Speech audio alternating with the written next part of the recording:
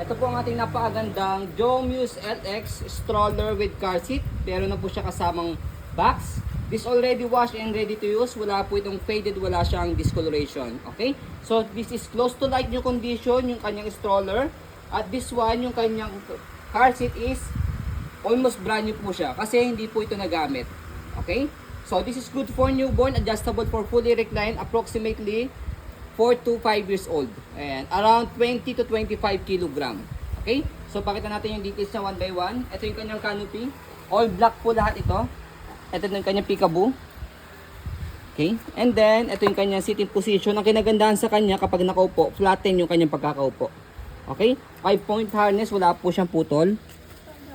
Okay? And then, harness pad. And then, as you can see, meron siyang 3 butas dito sa kanyang harness for newborn, toddler, and kids. Depende sa laki ng baby po ninyo.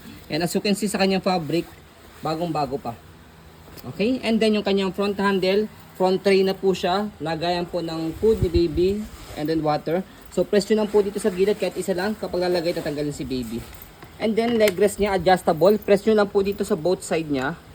Pag nakaupo, pag nakahiga, angat nyo lang po siya. And then, higa natin to. Pwede siya semi-recline. Ito yung una kanyang level. Pangalawa. And then yung pangatlo niya, higang-higa. Okay? Next natin yung kanyang footrest. Tapakan ng paa. Kita nyo, makinis pa siya. Press pa siya. Kasi kapag gamit na gamit siya or medyo gamit, May gasgas. yan, magasgas yan. Okay? Tapos yung kanyang gulong, meron na rin po yan siya. Ayan. Okay? May line pa siya. Tapos next natin yung kanyang body frame. Maganda pa yung body frame niya, makinis pa. Walang silver scratch. Okay. Tapos yung gulong niya, okay pa rin po siya. Sa likod, yung kanyang stopper. Yan.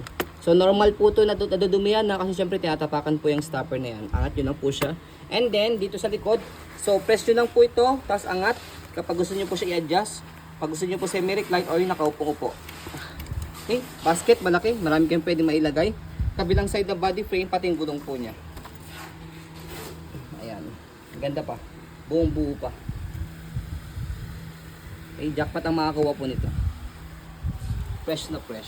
And then yung kanyang handle, ayan, wala po siyang kasamang, wala po siyang tear. Tapos sinamahan na rin po namin ng 2 pieces bago para kompleto na. Wash na, gagamitin nyo na lang din po siya. Meron pa siyang kasamang 2 pieces bago. Tapos yung kanyang tray para kay parents, ayan, nilagayan po dito ng cellphone, pati ng bottled water. Wala sa mall niya na. Okay. So next natin, ayan yung kanyang car seat. Car seat is 2-in-1 na po siya. Car seat carrier, pwede rin po siya manual locker. Pag nasa dining area, living area, ayan, nakahiga si baby dyan, pwede siya i-rack. So ito yung kanyang pad. Ayan. Lahat ang ginagamit ko. Ganda ng fabric. Tapos makikita nyo siya na hindi siya ginamit. Ayan, makinis na makinis pa Walang siya. gasgas Oo. ng mga belt sa car. Dito. Pag kasi ginamit to, dito sa line na tong baka na to, meron siyang Gasgas. gas-gas. At dito. Wala. Kasi binibelt yan eh. Okay. So yan siya. So next natin, Paglagay. yan sa pag-install naman po ng car seat sa stroller. So kailangan nakahiga po ito. Fully recline. Tapos salpak nyo lang siyang ganyan. Yung hook niya rito, ito, yung hook niya rito kailangan naka-hook siya rito. Ayan. So indication na nakalock yung car seat sa stroller. Pag inangat yung car seat, ayan, sumasabay yung stroller. Okay, tapos baba nyo lang po itong pinaka-handle niya. Ayan. So sa newborn naman po, pwede naman siyang hindi naka-cover dito, may canopy naman po siya. O kaya po pag maliwanag, pwede naman po cover yung canopy niya. Tapos meron naman siyang peekaboo dito. Okay? So next natin sa pagdagal ng car seat, press lang po ito. Tapos angat.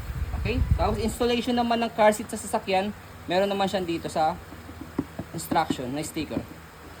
Okay? So next natin sa pag-fold ng stroller, baba niyo lang po itong pinaka-footrest niya. And then, sa pinaka-handle niya, ito. Pakita mo to. Slide niyo lang po ito. Tapos press. Tapos paharap. Stopper nyo muna rin. Tapos, meron siyang lock sa gilid. So that's it. Can stand alone.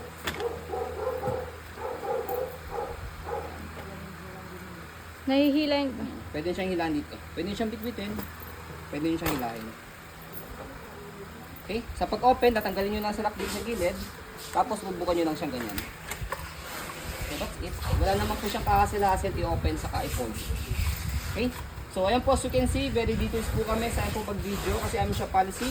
No refund, no exchange, what you see is what you get. So yun po, maraming salamat. Have a nice day and God bless po.